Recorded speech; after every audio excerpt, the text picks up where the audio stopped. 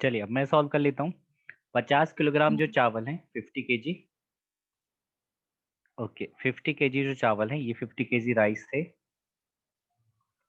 वो कितने वाले थे? 79 रुपए प्रति किलोग्राम वाले थे, 79 वाले, ठीक है। सर 42। ओके 42 आप कह रहे, चलिए देख लेते हैं। और तो इसमें 87 रुपए प्रति किलोग्राम की दर से, 87 रुपए प्रति किलोग्राम की दर से कितने चावल मिलाने हैं? तो आप मान लीजिए एक्स के जी चावल आपको मिलाने हैं, है ना। एक्स के जी चावल आपको निकालने हैं, वही आपको निकालना है। और सभी का मिलाकर एवरेज क्या आ रहा है? मिलाकर बात करूं तो मिलाकर एवरेज आ रहा है 86, ठीक है। 86 रुपए प्रति किलोग्राम आ रहा है, सभी का मिश्रण का प्राइस आ रहा है 86। तो क्या निकल पाएगा अब?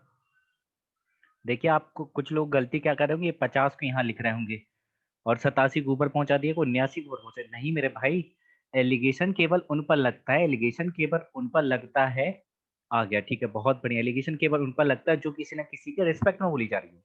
तो यहाँ 79 रुपए सर प्रति सर किलोग्राम था, 350 आएगा सर। 350 आ जाएगा।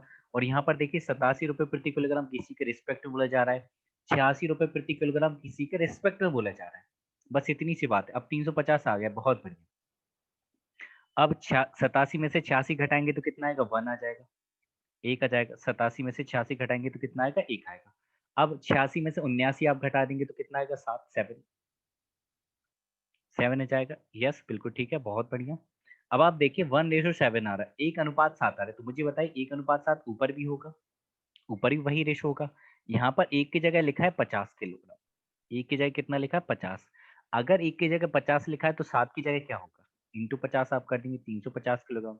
तो 350 kg आपका आंसर बिल्कुल ठीक। ध्यान रखेंगे, जल्दबाजी में गलत नहीं करेंगे।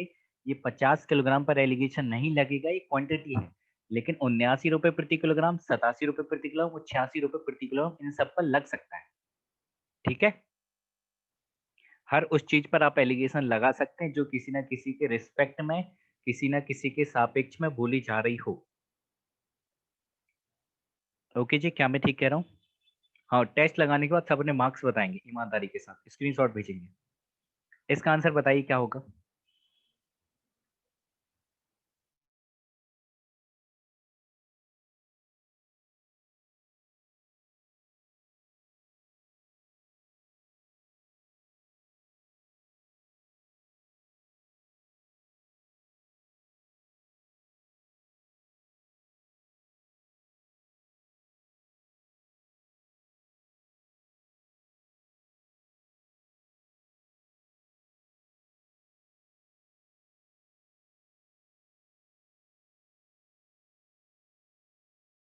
ओके, नीतू जी ने कहा 13, बहुत बढ़िया, बहुत तेज।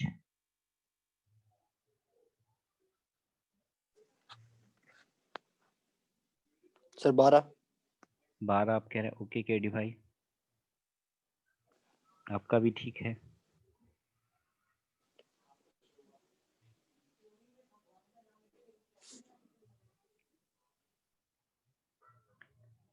ओके, आरजे ने कहा 17, दीपिका जी कह रही 13, शुक्ला जी ने भी 13 कहा। अब तो देखना पड़ेगा, 12, 13, 17, 3 उत्तर आ रहे हैं अभी तक। हाँ सर 13 13 13। 13, ओके चलिए ठीक है। 13, 13 वाले ज्यादा लोग मुझे दिख रहे हैं, एक बार मिला लेते हैं, है ना। 5 किलोग्राम वाले बढ़िया चावल थे, अच्छे वाले थे, ठीक है। तो ये 5 किलोग्राम हो गए ये वाले चावल आपके। उनकी प्राइस क्या थी? और उनको 25 किलोग्राम वाले घटिया चावल, बेकार चावल के साथ मिला दिया आपने 25 किलोग्राम, ठीक है। और तो बढ़िया चावल तथा घटिया चावल की कीमत कितनी है? 18 और 12 किलोग्राम। मतलब जो अच्छे वाले हैं उनकी कीमत क्या? 18 रुपए प्रति किलोग्राम, या 18 ही लिख देता हूँ। जो अच्छे वाले चावल है उनकी कीमत क्या? 18, और जो खराब वाले उनकी कीमत क्या है? 12। मिलाकर इनका प्राइस क्या बनेगा ये आपको बताना है। मिलाकर प्राइस क्या बनेगा ये आपको बताना, तो बहुत आसान है, कैसे कर सकते हैं। रेशो आप देख लीजिए, रेशो क्या होगा। रेशो आप देखेंगे तो रेशो देखेंगे आप, तो रेशो क्या हो जाएगा? 1:5 का, 1:5 होगा। फिर आप देखेंगे यहाँ पर अंतर कितने का है, तो 5 और 1 6 के, देखिए 18 और 12 में कितने का अंतर है? 6 का अंतर है। आपको एक बात पता है, जो अंतर यहाँ होगा ना वही अंतर यहाँ बटेगा बाद में, इस अनुपात में बटेगा, 1:5 के अनुपात में बढ़ जाएगा। ये बात बताई थी, बोलो। 1:5 के अनुपात में क्या होगा? ये बटेगा। तो दोनों मिलाकर कितने हो गए? 5 और 1 6, और 6 की वैल्यू ही 6 है। अगर 6 यूनिट की वैल्यू 6 है, इसका मतलब एक की कितनी होगी, एक ही होगी। और आपको पता है जो छुटकू वाली वैल्यू होती है उसमें आप जोड़ देते हैं, तो 12 और 1 आपका आंसर कितना होगा, 13। तो 13 इज द राइट आंसर। 13 सभी का ठीक है। ओके, ठीक है दीक्षा आरती, सभी का बहुत बढ़िया। या एक तरीका और क्या कर सकते थे, आप इसको डायरेक्ट भी कर सकते थे।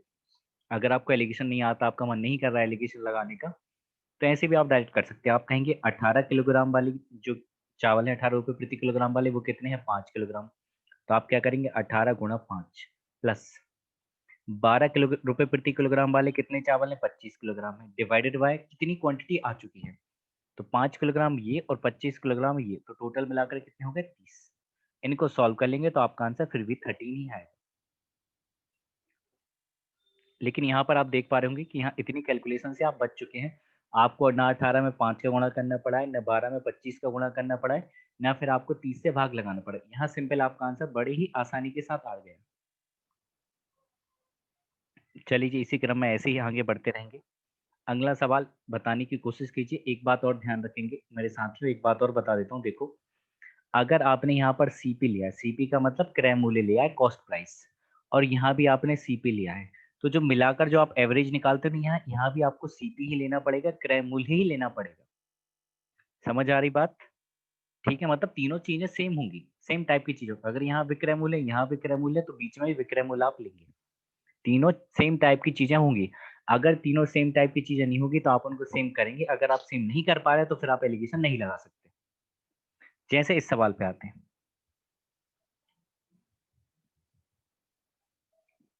एक बार आप पढ़िए, देखिए और समझने की कोशिश कीजिए। हाँ, एक काम करेंगे, यहाँ जो पानी की कीमत है, पानी की कीमत नहीं दी है, तो पानी की कीमत को आप 0 रुपए मानेंगे। फिर सॉल्व करेंगे, पानी को 0 मान के करेंगे।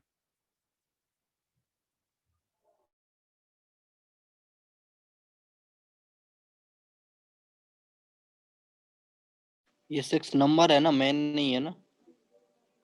हाँ, 6 वो क्वेश्चन का नंबर होगा, शायद कहीं से कॉपी करा है तो वो भी आ गया।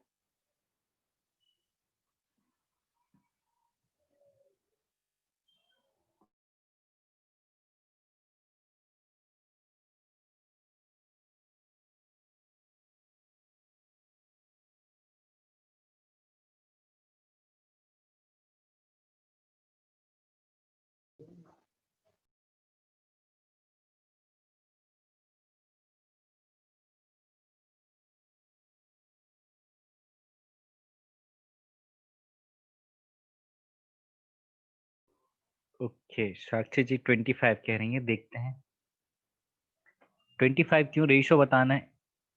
ओके, नीतू जी ने कह दिया 5:1, फिर तो सही ही होगा। अब तो 5:1 उत्तर लाना ही पड़ेगा। ठीक है, अच्छा 5:1, ठीक है, ओके, आपका भी ठीक है, बहुत बढ़िया। अच्छा 25 आपने वो निकाल दिया था, सीपी निकाल लिया होगा, क्रय मूल्य। देखिए बता देते हैं, 5:1, ओके दीपिका जी बहुत बढ़िया।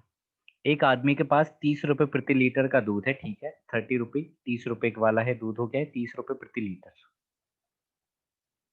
ठीक है, और उसमें उसे किस अनुपात में पानी मिलाया जाए, तो पानी की जब कीमत नहीं दी हुई है तो आप पानी की कीमत आप 0 रुपए प्रति लीटर मानिए। डायरेक्ट मैं लिख देता हूँ 30 और 0। यहाँ पर मैंने लिख दिया 30 रुपए प्रति लीटर, और यहाँ पर मैंने लिख दिया पानी मतलब 0। ये मिल्क हो जाएगा आपका दूध, और ये वाटर मतलब पानी। ठीक है, मिलाकर मिलाकर आप बात करेंगे तो आप देख पा रहे होंगे यहाँ पर 30 रुपए प्रति लीटर का दूध था, मतलब ये दूध का क्रय मूल्य है, सीपी है। दूध का क्या है, कॉस्ट प्राइस है, क्रय मूल्य है। और ये पानी का क्रय मूल्य हो गया 0 रुपए, क्योंकि पानी तो फ्री का है। फ्री का आपने मतलब मान के चला इस क्वेश्चन में, भले ही नहीं आता फ्री का।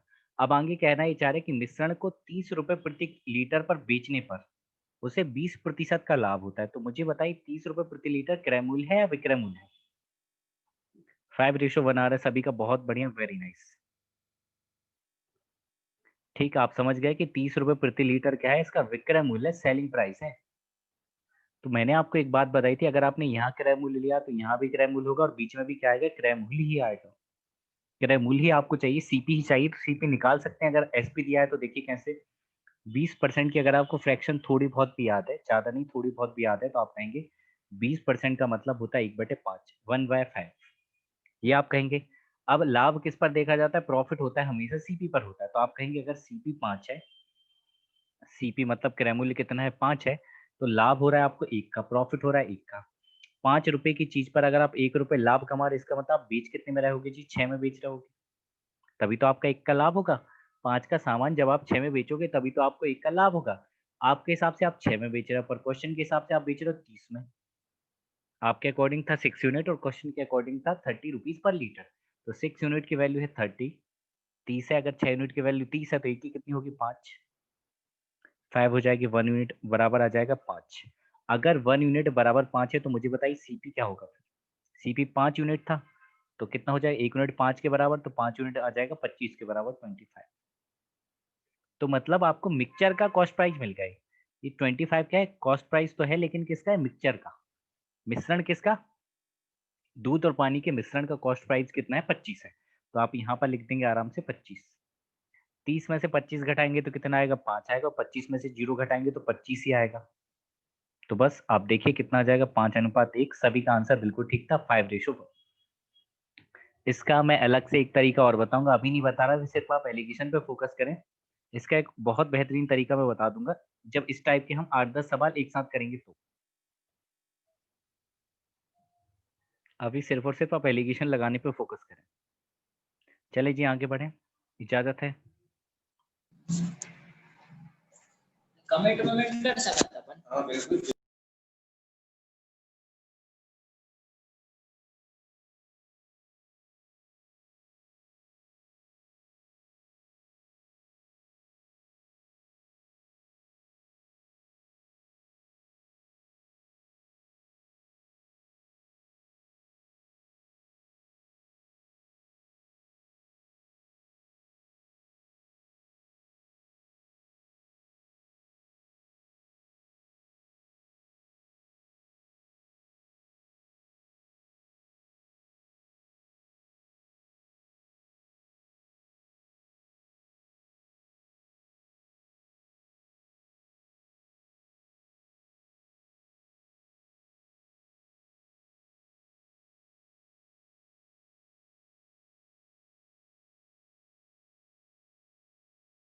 सर 32:7। 32:7। ठीक है, बहुत बढ़िया। नीतू जी का, रोहित जी का और केडी भाई का आंसर बिल्कुल ठीक है, 32:7।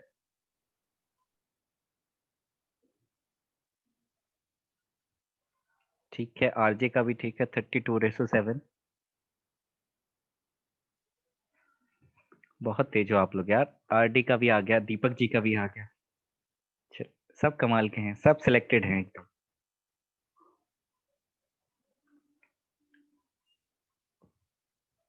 चल, ये आदमी के पास 25 रुपए प्रति लीटर वाला केमिकल था, तो ये केमिकल को मैंने लिख दिया 25 वाला था।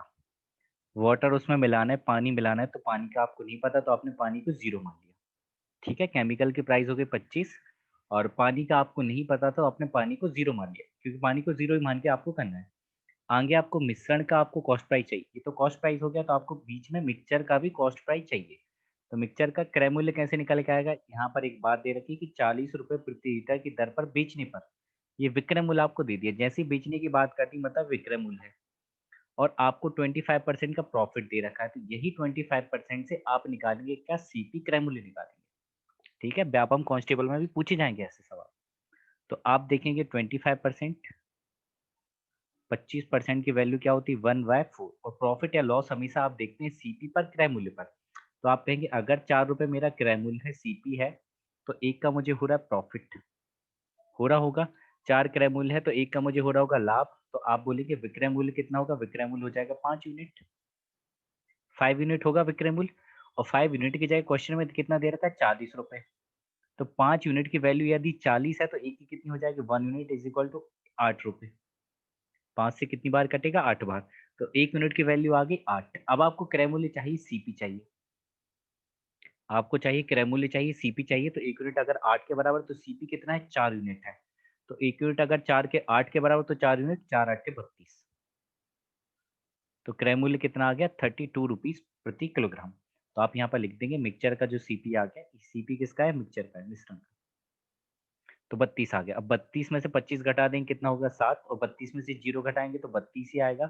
32:7 सभी का आंसर बिल्कुल ठीक था।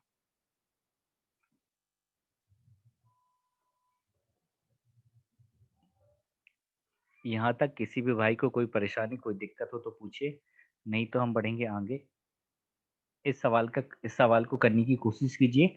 सेम उसी जैसा क्वेश्चन है और कुछ भी नहीं है।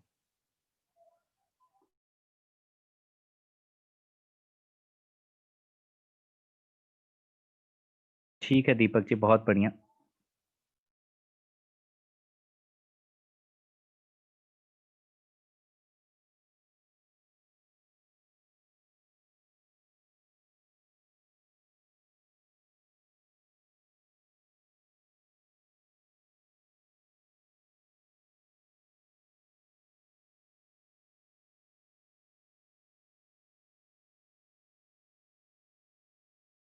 Sir 3-2 sir.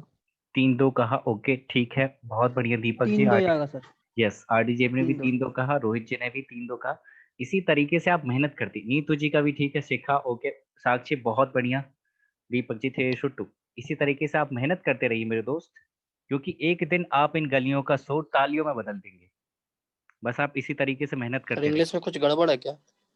देख लेता हूँ, 60 रुपीज। एक ही चीज दी है सर इसमें 60। ठीक है, आप दूसरे को 65 मान लें हिंदी से। मैंने 1000 बार आपसे कहा है, अगर हिंदी और इंग्लिश में अगर कोई भी मतभेद होता है तो हमारे इधर हिंदी सर्वमान्य होगी। हिंदी का निर्णय सर्वमान्य माना जाएगा। लेकिन आप पता नहीं क्यों अंग्रेजी में ही उलझे रह जाते हैं। 65 है, देखिए साक्षी ने तो कर लिया, करेक्ट कर लिया उसने।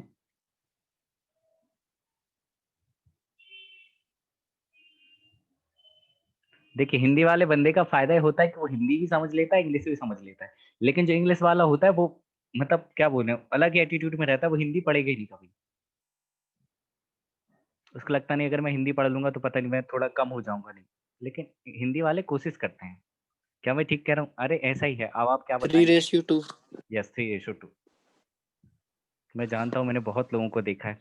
ये 60 वाला है और ये 65। वो ना 60 को भी 60 ही बोलेंगे, 60 नहीं बोल पाएंगे, इतने नमूने होते हैं वो। चलिए मिलाकर बात करें, मिलाकर। सर जी, ये डायरेक्ट मेरे पे आ रहा है। नहीं नहीं, आपके ऊपर नहीं आ रहा है। आपको तो बहुत कुछ मैं हिंदी सिखा चुका हूँ पिछले 5-6 महीने में। 10% लाभ है, 10% का मतलब होता है 1/10। 1/10 होता है। इसका मतलब अगर सीपी क्रय मूल्य 10 है, क्रय मूल्य अगर 10 है, तो प्रॉफिट होगा 1 का, लाभ होगा 1 का। तो विक्रय मूल्य कितना हो जाएगा? 11। 11 यूनिट हो जाएगा। 11 यूनिट अगर विक्रय मूल्य है, तो विक्रय मूल्य आपकी जगह दे रखा है कितना? 68.20। अगर 11 यूनिट की वैल्यू 68.20 है, तो एक की कितनी हो जाएगी 1 यूनिट की? 11×6 = 66, 2 बच जाएगा 6.2। बस 6.2 हो गया। 1 यूनिट की वैल्यू कितनी आ गई? 6.2 आ गई। अगर 1 यूनिट की वैल्यू 6.2 है, तो 10 की कितनी होगी? 10 की कितनी होगी? 6.2 से गुणा 62। कर देंगे तो 62 हो 62। जाएगी। 62 हो 62। जाएगी, बहुत बढ़िया जी, वेरी नाइस। 65 में से 62 जाएगा तो 3, और 62 में से 60 जाएगा तो कितना होगा? 2। तो 3:2, 3:2। राइट आंसर था, बहुत बढ़िया। ठीक है, नहीं वो नाराज हो रहे, तो अपनी वाले हैं सब। 3:2 पूजा, बिल्कुल ठीक है। केडी भाई है हमारे, वो कोई नाराज नहीं होता। आप किसी को भी कुछ भी बोल दो यहाँ पर, कोई बुरा नहीं मानेगा, इतनी गारंटी मैं देता हूँ।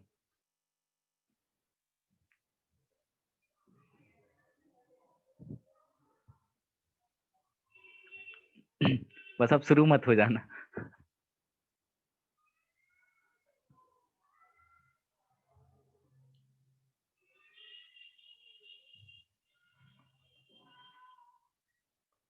पीजे कहाँ है? मैं कुछ बोल दूं, पता नहीं पीजे कहाँ है, आप जाने।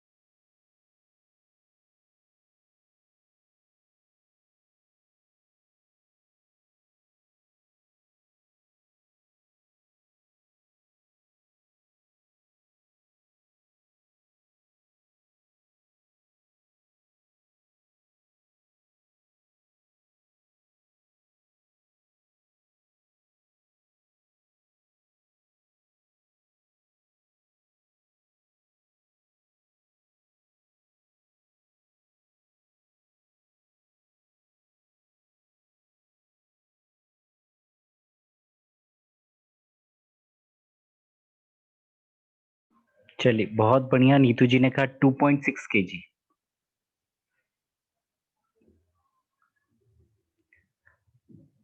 बहुत ही तेजी में उत्तर आया। देख लेते हैं क्या क्या पंगा हो गया, क्या मुश्किल सवाल हो गया ये, देख लेते हैं।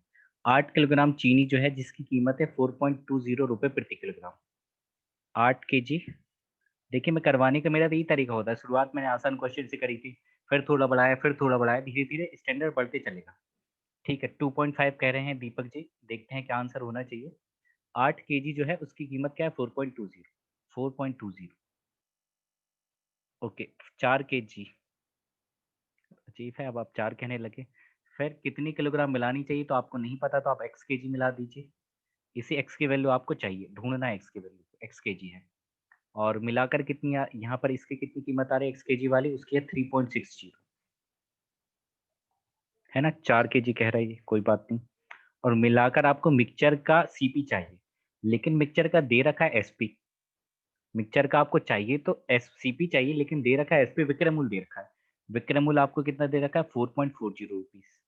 तो यहाँ से आपको सीपी निकालना है, तो बड़ा आसान काम होगा। 10% दे रखा है तो 10% का मतलब होता है 1/10। अगर 10 सीपी है भैया, तो एक का प्रॉफिट होगा, एक का लाभ होगा, तो विक्रय मूल्य कितना होगा 11। 11 की जगह आपको दे रखा है 4.40। तो एक की कितनी हो जाएगी, 11 चौक 44, 0.4 हो जाएगी क्या एक की वैल्यू। 2.6 आ रहा है, बहुत बढ़िया। एक की वैल्यू 0.4 आ गई। एक की वैल्यू क्या आ गई, जैसे ही 0.4 आ गई तो आसान हो गया। अगर एक की 0.4 है तो 10 की कितनी हो जाएगी, 4 हो जाएगी। 10 की 4 हो जाएगी, गुणा कर देंगे 0.4 में, तो 10 की वैल्यू कितनी हो जाएगी 4। मतलब जो सीपी था वो 4 था। मिक्सचर का सीपी कितना था 4 था। अब आप घटा दीजिए आराम से। 4.20 में से अगर आप 4 घटाएंगे तो आएगा 0.20। और 4 में से अगर आप 3.60 घटाएंगे, तो 4 में से 3.6 घटाएंगे तो 0 पॉइंट कितना आएगा 40। अगर आप रेशो ही निकालते हैं, रेशो ही निकालते हैं, अनुपात निकालते हैं, तो अनुपात क्या हो जाएगा 2:1। 4 ही तो आ रहा है, 2.6 कहाँ से आ रहा है, 4 आ रहा है एग्जैक्ट इसका तो। हाँ सर 4 ही तो आप वही। हाँ 4 ही कह रहे हैं। देखिए अब यहाँ पर 2:1 आ रहा है। 2:1 का मतलब है कि 2 की जगह लिखा है 8। 2 यूनिट की वैल्यू क्या है 8 है। अगर 2 की 8 है तो 1 की कितनी होगी 4 होगी। तो यही तो पूछा है 4 की। ठीक है साहब, तो 4 kg इसका आंसर राइट था, बिल्कुल ठीक था 4 kg। 2.6 कहाँ से आया था, 2.6 आने की क्या गुंजाइश थी बताइए।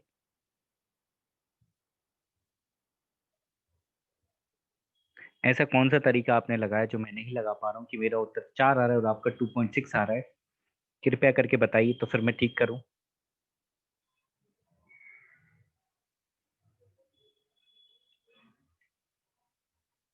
कोई बात नहीं, गलत उत्तर आया तो ये वाला ठीक है, आपको समझ आ गया है ना। ओके चलिए आगे बढ़ते हैं। अब 40 की जगह 0.6 ले लिया था इसलिए, ठीक है कोई बात नहीं। ओके ठीक है, चलिए क्वेश्चन गलत पढ़ लिया था, कोई बात नहीं। ये राह में मुश्किलें तो आती ही रहेंगी, इनसे घबराना नहीं है। बस आपको आगे बढ़ते रहना है, क्योंकि ये जीवन है साहब। उलझोगे नहीं तो सुलझोगे कैसे, और यदि आप टूटोगे नहीं तो निखरोगे कैसे। तो जीवन को इसी प्रकार आपको बिखरने नहीं देना है। इस कदर हौसला जिंदा होना चाहिए आपके कि जीवन आपका बिखर ना पाए। लाख परेशानियां होंगी, आपको परेशान नहीं होना। मुश्किलें शर्मिंदा हो जाए ऐसा बनना है आपको। ठीक है जी, अब इस सवाल को करें, कबूतर और खरगोश वाला। सिर्फ आपको इसके लिए इतनी सी बात पता होनी चाहिए कि कबूतर की 4 टांगे होती है और खरगोश की 2 होती है। अगर ये बात आपको पता है तो फिर क्वेश्चन हो जाएगा। आरजे जी का उत्तर आ चुका है सी ऑप्शन, बिल्कुल ठीक है, बहुत बढ़िया, वेरी नाइस। सर सी आएगा सी 68। आ जाएगा, वेरी नाइस। एक बार आप क्वेश्चन को पढ़ लें फिर बताता हूँ करना कैसे है। आपने सर बहुत करवा ये वाले क्लास में। हाँ मैंने सभी करवाए और डायरेक्ट छप के आएंगे क्वेश्चन जो जो मैंने करवाए हैं। आप देख सकते हैं, कोई भी पेपर आप देखेंगे उठा के छप के आएगा तुरंत। देखिए एक चिड़ियाघर में कुछ कबूतर और खरगोश हैं, कुछ कबूतर और क्या है खरगोश हैं। यदि इनके सिर गिने जाए तो सिरों की संख्या है 90। अच्छा सिर 90 का मतलब क्या है, ऐसा कोई जानवर होगा जिसके 2 सिर होंगे। टोटल 90 होंगे सर वो यस। जानवर। हाँ इसका मतलब है कि कुल जानवरों की संख्या कितनी है 90 है।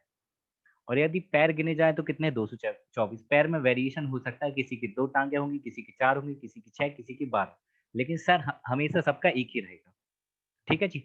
तो अगर मैं बात करूं कबूतर की, तो कबूतर की कितनी टांगे होती हैं? 2। और खरगोश के कितने पैर होते हैं? 2 पैर होते हैं। तो यहाँ लिख रहा हूँ कबूतर, जो चिट्ठी आपके लिए लाता है, और ये खरगोश। ओके, कबूतर और खरगोश। मुझे एक बात बताइए, कबूतर के 2 पैर होते हैं तो आपने यहाँ लिख दिया 2 पैर होंगे, और खरगोश के कितने होते हैं? 4, तो यहाँ मैंने लिख दिया 4। एलिगेशन ही सिखा रहा हूँ मैं, और तरीके हो सकते हैं बहुत सारे, लेकिन फिलहाल आपको फोकस करना है केवल और केवल एलिगेशन पे। ऐसे क्वेश्चन को करने के लिए आपको करना क्या है? सिर्फ आप ये सोचिए कि आप ऐसे सोचो कि अगर सारे जानवर का मतलब सारे जानवर हैं कितने? 90। सारे जानवर हैं कितने? सारे जानवर तो हैं 90। अगर मैं सभी को कबूतर मान लूं, क्या कहा मैंने? यदि हम सभी को कबूतर मान लें, सभी को यदि हम कबूतर मान लें, तो एक एक कबूतर होगा तो 2 पैर होंगे, 90 कबूतर होंगे तो कितने पैर होंगे? 180। 180, इसमें 360। यस, बिल्कुल ठीक कहा आपने। एक कबूतर यदि है तो कितने पैर होंगे? 2 पैर होंगे। टोटल यहाँ पर 90 हैं, तो 90 कबूतर हैं तो 180 पैर होंगे। आगे बात करते हैं। अगर मैं सभी जानवरों को खरगोश मान लूं, ठीक है, ओके, बहुत बढ़िया। अगर हम सभी जानवरों को क्या मान लें?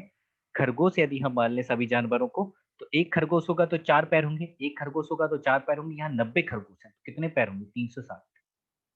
360, 360 पैर होंगे।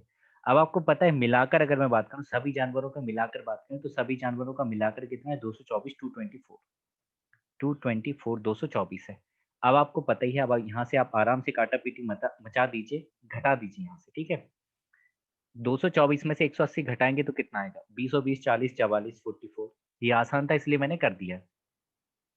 अब बताइए, यदि आप 224 में से 224 में से 360 में से 224 घटाते तो कितना आएगा? कितना आ रहा है बताओ? 360 में से 224 घटाने पर कितना आ रहा है? 136। बहुत बढ़िया, यहाँ लिख देता हूँ 136, 136। ठीक है, 136। किसी से कट रहा है ये? 4 से कट रहा है, ओके। 4 से कट जाएगा 11 बार। ठीक है, 4 तिया 12 और 4 चौके 16, 34 और 11।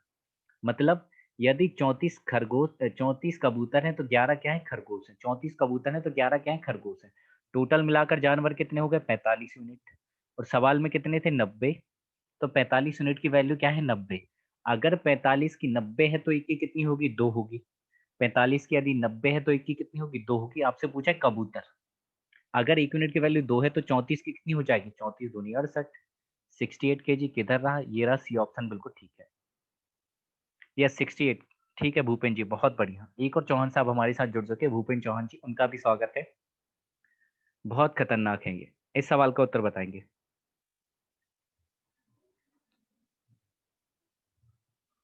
ये बहुत ब्रिलियंट है ये।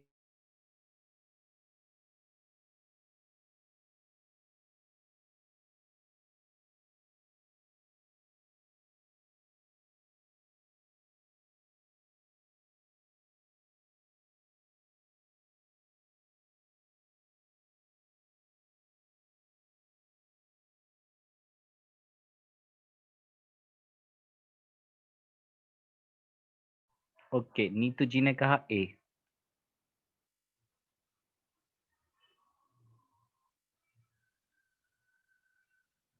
भूपेन जी भी कह रहे हैं ए। बहुत बढ़िया। अरे इनको वॉइस नहीं आ रही है, बताइए। मैं ना मेरी वॉइस को ए टिफिन में आएगा पैक सर, करके भिजा दूंगा, 44 तब आप तक पहुंचेगी। ठीक है, अरे वाह। ओके, रोहित जी ठीक है, दीपिका, साक्षी, दीपक जी, सभी का आंसर बिल्कुल ठीक है। आरजे का भी है क्या? जिनको मेरी वॉइस नहीं आ रही तो मैं टिफिन में रख के भिजा दे रहा हूँ, आप देख लेना, वॉइस फिर क्लियर आएगी।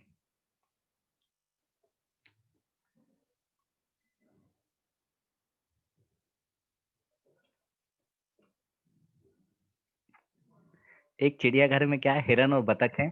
यदि उनके सिर गिने जाए तो कितने हैं? 180 है। 180 सिर का मतलब है कि जानवर ही 180 है। जानवर ही क्या है? 180 है। 180 जानवर। और अगर पैर गिने जाए तो कितने? 448 है।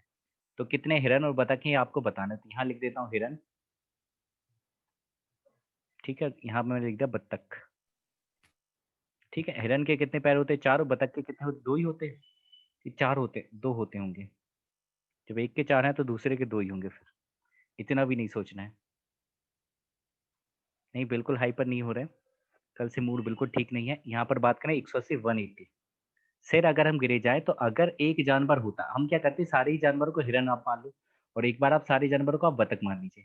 अगर आप सिर गिन रहे हैं तो टोटल कितने? 180 जानवर है। 180 जानवर है, अगर सभी को आप हिरन मानोगे, सभी को अगर आप हिरन मानोगे तो एक हिरन के 4 पैर, 180 हिरन के कितने पैर होंगे? 18 चौके 72, 720 पैर। ये पहली बात होगी। अब आप क्या करेंगे, सभी जानवरों को आप बतख मानोगे, सभी जानवरों को आप क्या मानोगे? बतख मानोगे। अगर एक बतख होती तो 2 पैर होते, अगर एक बतख होती तो 2 पैर होती। यहाँ पर 180 है तो टोटल कितने पैर हो जाएंगे? 180 दूनी 360, 360। और जब आप मिलाकर करें, मिलाकर बात करें, ओवरऑल मिला के बात की जाए तो मिलाकर कितनी है? 448। अब आप घटा दो 720 में से 448 को घटा के क्या आएगा, और 448 में से 360 घटाने के बाद क्या आएगा मुझे बताइए, ताकि मैं यहाँ लिख दूँ। 88 88 272। 88 और 272, बहुत बढ़िया, वेरी नाइस। अब क्या किया जाए? 4 से काट दूं? सर 2 से काट दीजिए। 4 से काट देते हैं, चलिए ठीक है, आप कह रहे 2 से काट देते। 44, तो 2 एकम 2, 2 3 6, 2 6 12, 136 आ गया। ठीक है, 44 136। जोड़ने के बाद कितना आ रहा है? 180,000। जोड़ने के बाद कितना आ रहा है? 180, और क्वेश्चन में भी 180 है। क्वेश्चन में भी क्या है? 180 है, तो हमारी बातें आसान हो गई। एक की वैल्यू 1 है, अगर एक की 1 है तो 44 की 44 होगी, और 136 की 136 होगी। तो 44 और 136, ये ऑप्शन आपका ठीक था। ध्यान देंगे, हिरन पूछा आगे। हिरन 44 ही है और बतख 136 है। ठीक है, ध्यान रखेंगे। अगर बतख और हिरन पूछा होता तो फिर आपका ऑप्शन जो होता बी हो जाता। सॉरी सॉरी, नहीं होता, 144 है बोलो। 136, हाँ, फिर डी होता। चले जी आगे बढ़ते हैं। इस क्वेश्चन का बताइए क्या आंसर होगा।